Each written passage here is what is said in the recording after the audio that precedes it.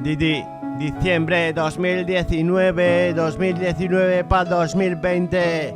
En 6 o 20 días, drástico y dramático. Cuando el DJ es DJ Nilton Franco, drástico y a la cara por macaco.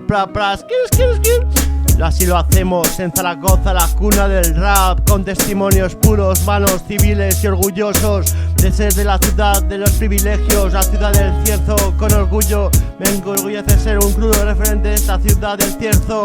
Te has dado mucho mal por Zaragoza desde los 13, pasando porros mientras tú coleccionabas cromos, chicha, grifa y hueva adquisibles desde los 13, de 200 en 200 gramos, kilo 400 a la semana que me pulía. Madre mía, cuánta panoja, drogas de diseño y chicas de escándalo en sales, urbanizaciones que te cagas, a las Bahamas. Todo me parecía poco para contemplar a mis gasmiselas. Mira, lo hago guapo, grotesco, suena este tema tan gigante con el Spotify. No lo encontraré en otra parte ya. Ya ves lo que pasa, paso de paranoia, paso de comerme el coco con los porros. Prefiero el pichu, me acelero, me enervo. Voy a 140% grabando en ese instrumento. Precisa, mi rima astuta. Si 13 lo soy, un mafioso, uno son gaster.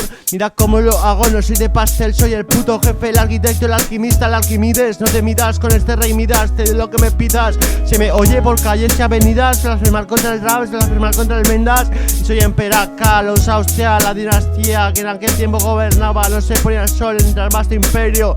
No seríamos un reinado, seríamos un imperio. Abajo los Borbones, arriba los Austrias, cojones. Pero no lo proclamaré con guerra, lo proclamaré en las urnas. Que vote el pueblo, no quiero pelear, ni siquiera metralleta, ni siquiera una bazooka. Que solo suene mi música de mi boca hacia tu oído cálido como febril. Más que el mes de abril te echaría 20 polvos multiplicados por 100.000. Se acabó de hacer el imbécil, voy a reclamar lo que me merezco por nacimiento. Al César lo que es el César y mi tatarabuelo lo era. Yo soy el delfín de Francia, sucesor a la corona de los Austria, dinastía que gobierna Francia, sucesor a la corona de los Austria. Qué bestia, tía.